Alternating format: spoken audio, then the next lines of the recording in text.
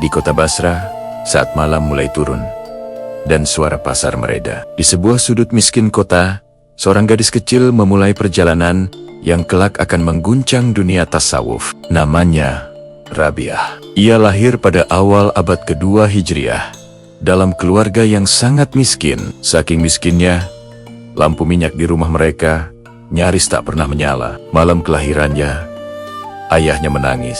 Bukan karena sedih mendapatkan anak perempuan keempat, tapi karena tak punya apa-apa untuk menyambutnya. Namun, menurut kisah para ulama, malam itu Basra justru dipenuhi cahaya lembut, seolah bayi ini membawa sinarnya sendiri. Waktu berlalu, kemiskinan makin erat menjerat. Setelah kedua orang tuanya wafat, Rabiah yang masih remaja terpisah dari saudara-saudaranya. Ia ditangkap dan dijual sebagai budak oleh sekelompok penjahat. Tapi bahkan dalam perbudakan yang kejam, jiwanya tetap tegar. Malam-malamnya dipenuhi doa, bukan rintihan. Air matanya menjadi bahasa penghubung antara hatinya dan Tuhan. Suatu malam, tuannya terbangun mendengar bisikan halus dari kamar Rabiah. Saat mengintip, ia melihat gadis itu sedang bersujud, mengadu dengan suara yang membuat dada bergetar.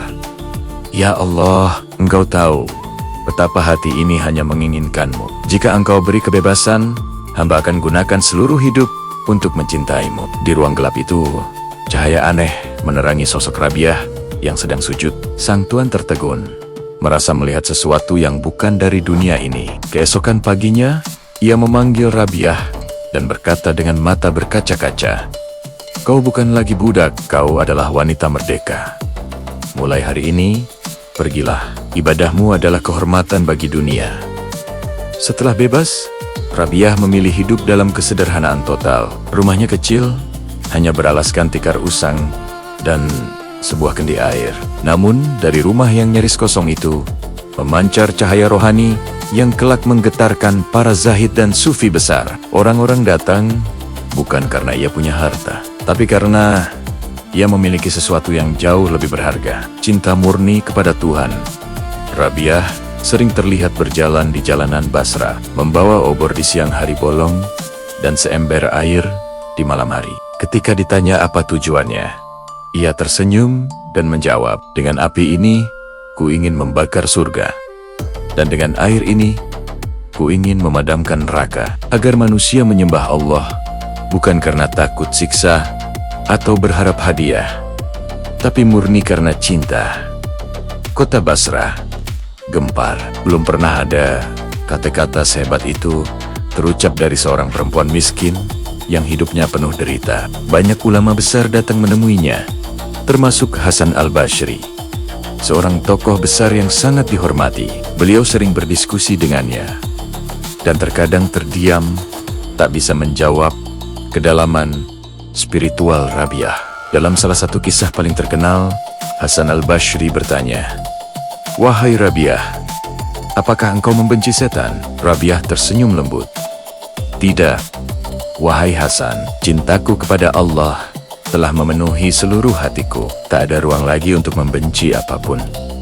Jawaban itu membuat Hasan terpukau. Ia sadar, wanita di hadapannya bukan sekadar ahli ibadah biasa, tapi seorang yang telah mencapai puncak spiritual yang sangat jarang dicapai manusia. Malam-malam Rabiah adalah lautan doa. Ia sering menangis begitu dalam, hingga tikar tempatnya sujud basah kuyup. Tapi, tangis itu bukan karena sedih, melainkan karena rindu yang membuncah kepada Tuhan yang ia cintai tanpa syarat. Suatu ketika, seorang lelaki kaya datang meminangnya, menawarkan istana megah dan kehidupan nyaman. Rabiah menatapnya dengan mata yang teduh dan berkata, "Jika kau mampu menjawab satu pertanyaanku, aku akan menikah denganmu." "Apa itu?"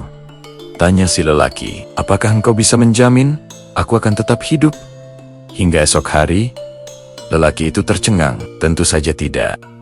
"Jika begitu," jawab Rabiah, "bagaimana aku bisa menyerahkan hatiku kepada seseorang yang bahkan tidak bisa menjamin hidupnya sendiri?" Tahun demi tahun berlalu. Basra sering dilanda bencana, perang, dan wabah. Tapi di tengah kekacauan, rumah kecil Rabiah tetap menjadi tempat orang-orang menemukan ketenangan. Ia menolak segala hadiah, menolak penghormatan, dan menolak diperlakukan istimewa. Ia hanya ingin satu hal, cinta Allah.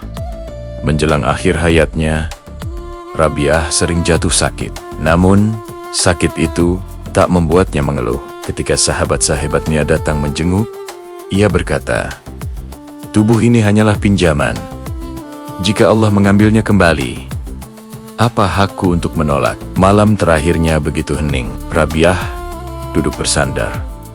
Wajahnya tenang seperti seseorang yang sedang menunggu kekasihnya datang menjemput. Ia lalu mengucapkan doa yang kemudian menjadi warisan abadi bagi dunia tasawuf.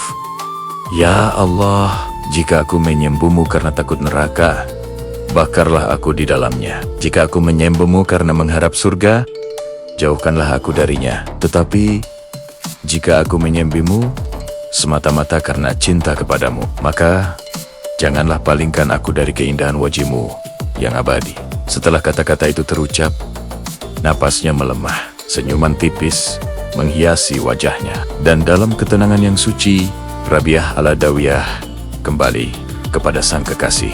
Kabar wafatnya menggema ke seluruh Basra. Orang-orang berkumpul, air mata membasahi wajah mereka. Meski tak pernah mencari kemasyhuran, cinta dan ajarannya justru melintasi zaman, menembus batas-batas negara, dan mengubah cara manusia memahami ibadah dan cinta kepada Tuhan. Hari ini, nama Rabiah tetap dikenang, bukan karena kekuatan, bukan karena kekayaan, tapi karena ketulusan. Karena ia mengajarkan bahwa ibadah tertinggi bukanlah rasa takut atau harapan imbalan, melainkan cinta yang jernih, murni, dan tak bersyarat. Sampai sekarang, setiap kali seseorang merindukan kedamaian dalam ibadahnya, kisah Rabiah seolah berbisik dari masa lalu. Cintailah Tuhan seperti engkau mencintai cahaya yang tidak akan pernah padam. Terima kasih sudah menonton. Jika kisah ini menginspirasi Anda, jangan lupa subscribe dan bagikan video ini agar lebih banyak orang yang bisa merasakan kedamaian dari ajaran cinta Rabiah al-Adawiyah. Sampai jumpa di video berikutnya.